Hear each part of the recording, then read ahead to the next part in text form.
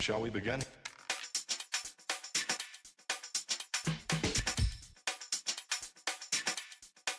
Let's begin now.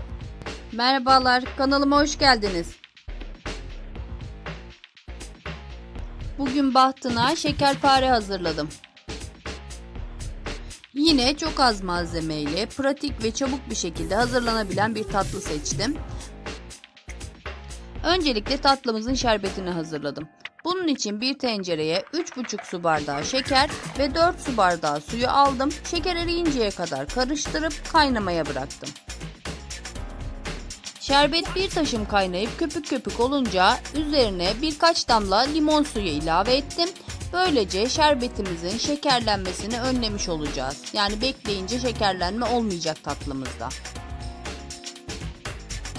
Şerbeti bu aşamaya kadar yüksek ateşte kaynatmıştım. Bundan sonra kısık ateşe aldım ve 5-7 dakika arasında daha kaynamaya bıraktım. Bu köpükler gidince üzerindeki kaynamış şerbetiniz hazır olmuş demektir. İyice kaynattığımız biraz kıvam alan şerbetimizi artık ocaktan alıp kenarda dinlenmeye bırakıyoruz.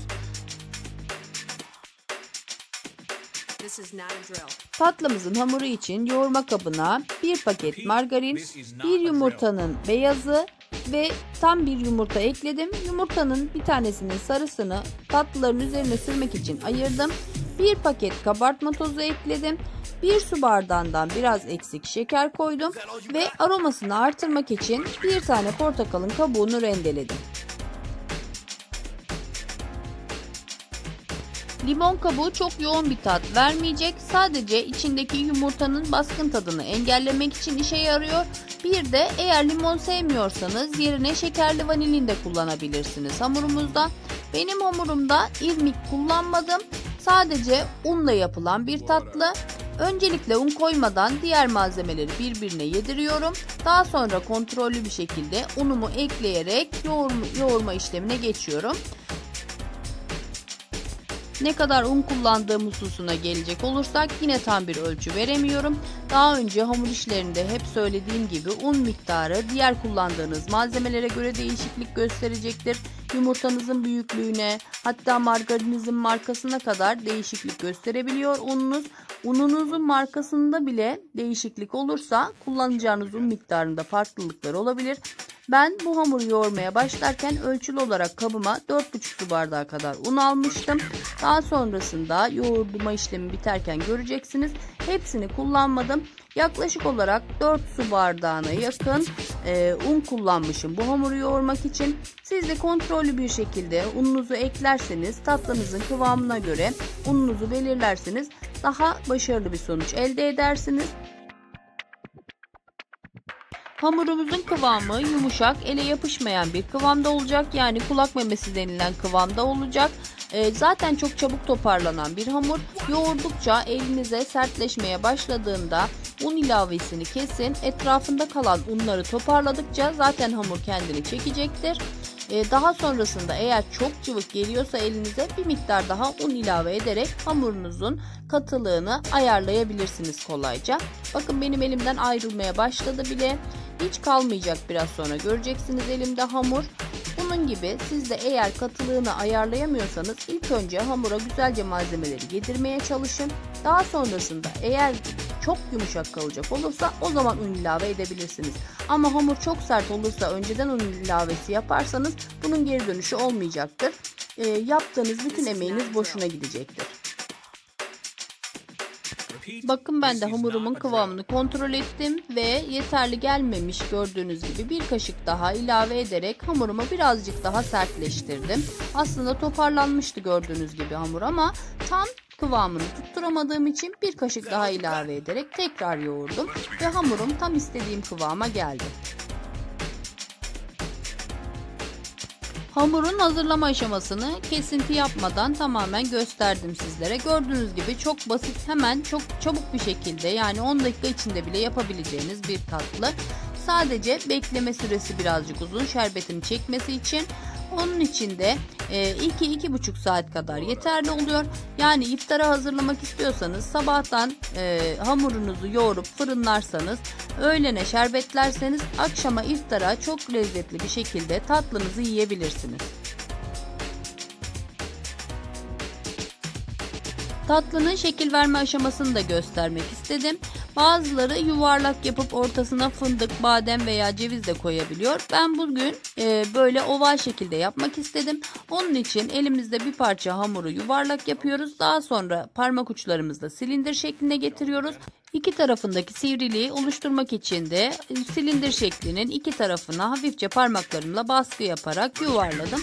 Böylece uçları biraz daha sivri, ortası biraz daha tombul olan ovallerimizi yapıp fırın tepsisine yerleştiriyoruz. Bütün hamur bitene kadar bu şekilde devam edebilirsiniz.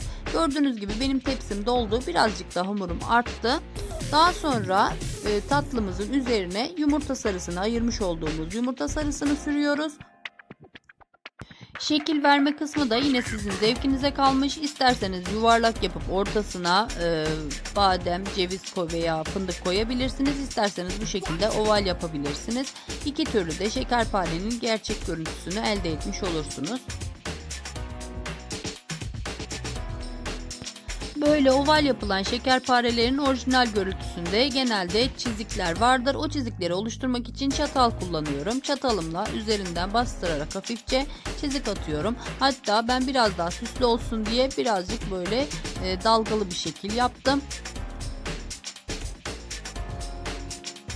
Yine süsleme aşaması da tamamen sizin yaratıcılığınıza kalmış. Hazırladığım tatlılarımı 175 derece fırında üzeri ve altı kızarıncaya kadar pişiriyorum. Böyle nar gibi kızaran tatlılarım hazır oldu. İlk sıcağı çıkınca hemen başka bir tepsiye aldım ve şerbetleme kısmına geçtim. Şerbetim birazcık sıcağa yakın ılık olacak. Tatlılarım da dediğim gibi ilk sıcağı çıktı. Hemen diğer tepsiye aldım. O şekilde, yani sıcaklıklarını bu şekilde ayarlayabilirsiniz. Çok sıcak veya çok soğuk yapmayın. Kıvamını tutturabilmek için. Şerbetleme işlemi bitince de bekleyecek ve servis aşamasına geçeceğiz. Dediğim gibi 2-2,5 saat kadar beklemesi yeterli olacak tatlılarımızın çekmesi için. Daha da bekletmenizde herhangi bir sakınca yok. Yani bugün yapıp yarına da servis ederseniz çok güzel şerbetini çekmiş olacaktır tatlı. Herhangi bir sıkıntı yaşamadan servis edebilirsiniz o zaman da. Bir de unutmadan hemen söyleyeyim, üzeri kapalı bir şekilde bekletirseniz şerbetleyip daha iyi sonuç elde edersiniz. Hazır olan şekerparelerimi dondurma eşliğinde servis etmek istedim. Üzerini süslemek için de çeşitli kuru yemişler kullanabilirsiniz. Hindistan cevizi, badem, fındık kullandım ben süslemek için. Şöyle kıvamını da göstereyim sizlere. Tamamen şerbetini çekmiş, kuru yeri kalmamış şekilde. Tadı da çok ağır değil şerbetli tatlıya göre ve ağzınızda dağılıyor. Çatalımla bastırdığımda hemen ayrılıyor, görüyorsunuz. Tarifimde anlattığım püf noktalarına dikkat ederseniz kötü bir sürprizle karşılaşmadan kolayca tatlınızı yapabilirsiniz. Videomu buraya kadar izlediyseniz ve beğendiyseniz beğen butonuna tıklamayı unutmayın. Kanalıma abone olup bana destek olursanız çok mutlu olurum. Başka videolarda görüşmek üzere. Şimdilik hoşça kalın.